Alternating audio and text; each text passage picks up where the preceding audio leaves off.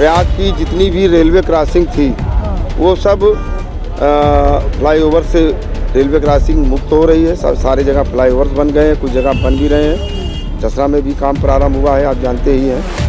तो कदावर चेहरा है विपक्ष के पास उज्ज्वल रमण। आप कौन कहता है कदावर है? किस चीज में कदावर है? अभी 50,000 वोटों से विधानसभा हारे हुए हैं। 22 में हमने हराया है, उनके पिता को हराया, श्यामाचरण गुप्ता ने हमारे हराया, और इसके बाद उनको हराने जा रहे हैं। कहाँ कदावर हैं आप लोग? कौन कहता कदावर है? और उज्ज्वल रमण जी उस भारत विरोधी विचारधारा के चैनल से चुनाव लड़ रहे हैं। कांग्रेस पार्टी जिसने देश को बर्बाद कर दिया, देश का विभाजन कराया और समाज का भी विभाजन कराया। जान लीजिए, प्रयागराज में इस वक्त प्रयागराज के महापौर जसरा में आ चुके हैं और आप तो जानते ही हैं कि जो चुनावी सरगर्मी है ज़बरदस्त है और भाजपा पूरी ताकत लगा दी है, विपक्ष भी ताकत लगाई हुई है। लेकिन जिस तरह से भाजपा ने ताकत लगा कर रखा है, ऐसा लग रहा है कि विपक्ष धीरे धीरे यहाँ पर प्रयागराज में फीका पड़ता हुआ नजर आ रहा है। प्रयागराज में देख सकते हैं महापौर में जसरा में जिस तरह से देखिए स्वागत किया जा रहा है और यहाँ आने से किस तरह का माहौल है महापौर जी के आप देख सकते हैं। आइए इनसे बात करते हैं, क्या कहेंगे। सबसे पहले बहुत बहुत स्वागत है आपका जो है जसरा में। क्या कहेंगे जिस तरह से कार्यकर्ताओं का ये जोश है, क्या लगता है आपको? आपने स्वयं कह दिया कि कार्यकर्ताओं के अंदर जोश है। मोदी जी का काम और मोदी जी का व्यक्तित्व देश के सभी नागरिकों के अंदर एक आनंद, एक उत्साह, एक उमंग और एक जोश भर दिया है। और इस नाते इस बार भी देश की जनता और जसरा की जनता भारतीय जनता पार्टी के उम्मीदवार नीरज त्रिपाठी को जिताते हुए माननीय प्रधानमंत्री नरेंद्र मोदी जी को तीसरी बार पुनः प्रधानमंत्री बनाने जा रही है। और यह जसरा की जनता ने इतना उत्साह के साथ जो यहाँ पर आशीर्वाद दे रही है, इससे स्पष्ट हो चुका है। और सारे विरोधियों के हौसले भी पूरी तरीके से पस्त हो चुके हैं, उनके पास अब कुछ बचा नहीं है। इस नाते भारतीय जनता पार्टी के पक्ष में एक जबरदस्त लहर चल रही है, उसी का दृश्य आप देख रहे हैं। इस बार प्रयागराज का क्या अहम मुद्दा रहेगा? देखिए, प्रयागराज जो लोग 10 साल पहले प्रयागराज आए थे वो प्रयागराज को पहचान नहीं पा रहे। इतना प्रयागराज के अंदर विकास हुआ है। माननीय डिप्टी सीएम केशव प्रसाद मौर्य जी के नेतृत्व में प्रयाग के अंदर ज़बरदस्त विकास हुआ है। प्रयाग की जितनी भी रेलवे क्रॉसिंग थी वो सब फ्लाईओवर से रेलवे क्रॉसिंग मुक्त हो रही है। सारे जगह फ्लाईओवर्स बन गए हैं, कुछ जगह बन भी रहे हैं। जसरा में भी काम प्रारंभ हुआ है, आप जानते ही हैं। तो सबसे बड़ा जो विकास का काम, जो जनता के लिए आवागमन सुगम हो, सड़कें आप देख रहे हैं। बुनियादी विकास के काम, हर घर नल, ये भारत सरकार की योजना है। हर घर को नल से जल मिल रहा है, 24 घंटे बिजली मिल रही है, सड़क बेहतर है, शांति और सुरक्षा का वातावरण है। कोई गुंडा और माफिया मवाली न तो व्यापारी या ना आम नागरिक को कोई धमका पा रहा है, न उनकी ज़मीनों पर कब्जा कर पा रहा है। पुलिस पूरी तरीके से योगी जी का बुलडोजर उसी तरीके से अपराधियों के ऊपर कहर बरपा रहा है। तो मुद्दे कुछ नहीं है। जनता ने तय कर लिया है, मन बना लिया है कि एक बार पुनः नीरज त्रिपाठी जी को जिता करके प्रधानमंत्री नरेंद्र मोदी जी को बनाना है। विपक्ष भी, उज्ज्वल रमण साहब भी जो है यहाँ पर पूरी ताकत लगा दी है जसरा में, उन पर क्या कहेंगे? उनके जोश पर, वो भी काफ़ी जोश में है इस वक्त। भाई, उनके जोश के बारे में तो मुझे पता नहीं है, लेकिन भारतीय जनता पार्टी का जोश आप स्पष्ट रूप से देख रहे हैं। और इसलिए या भारतीय जनता पार्टी किसी व्यक्ति से चुनाव नहीं लड़ती है। भारतीय जनता पार्टी तो सांस्कृतिक राष्ट्रवाद के आधार पर जो भारत के विरोधी विचारधारा के लोग हैं उनसे चुनाव लड़ती है। और उज्ज्वल रमण जी उस भारत विरोधी विचारधारा के चैनल से चुनाव लड़ रहे हैं। कांग्रेस पार्टी जिसने देश को बर्बाद कर दिया, देश का विभाजन कराया और समाज का भी विभाजन कराया, भ्रष्टाचार की एक लंबी श्रृंखला। और कांग्रेस पार्टी केवल और केवल अपने शहजादे को राजनीतिक रूप से स्थापित करने के लिए चुनाव लड़ रही है। इसलिए न तो राहुल गांधी का कोई मतलब है, न तो उज्ज्वल रमण सिंह का कोई मतलब है।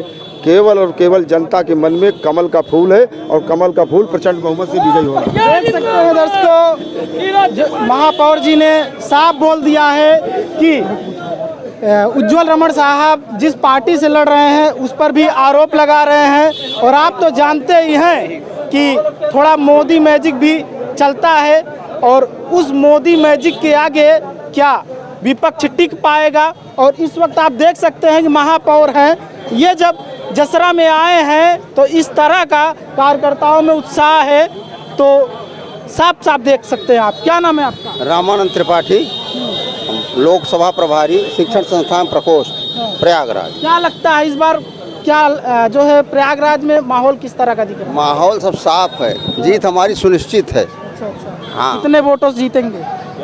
4 लाख वोटों से हम 4 लाख वोटों से जीत रहे हैं। अच्छा। मतलब क्या कहते हैं, विपक्ष को क्लीन स्वीप करने वाले हैं? हाँ, बिल्कुल साफ है, नजरिया बिल्कुल साफ है। अच्छा।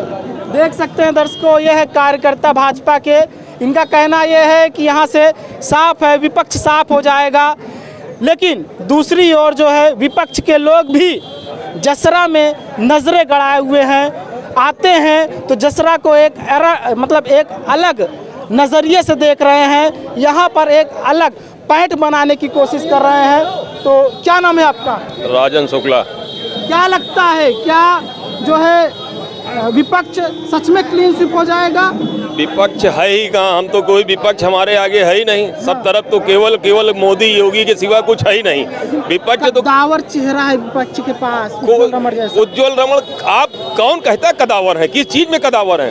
अभी 50,000 वोटों से विधानसभा हारे हुए हैं, 22 में हमने हराया है। उनके पिता को हराया, श्यामाचरण गुप्ता ने हमारे हराया, और इसके बाद उनको हराने जा रहे हैं। कहाँ कदावर हैं आप लोग? कौन कहता है कदावर है? कहीं से कदावर नहीं है। और समाजवादी पार्टी में रह करके क्षेत्र के किसी व्यक्ति को बढ़ने नहीं दिया। यहाँ तक जो समाजवादी पार्टी का यादव क्रीम वोटर था वो भाजपा को वोट कर रहा है, क्योंकि हमने यादव को मुख्यमंत्री बनाया एमपी में। ये केवल भाजपा कर सकती है। इनके यहाँ क्या है? अखिलेश जी के यहाँ यादव, मायावती के यहाँ वो, सोनिया के यहाँ केवल गांधी। तो यहाँ तो हमारे यहाँ सर्व समाज का वोट है, सारे हिंदुत्व का वोट है। भारतीय जनता पार्टी के पास, हमारे पास जितना लोग खड़े हुए ये सभी हमारा परिवार है, कुटुंब है, इसलिए कोई कहीं है ही नहीं है।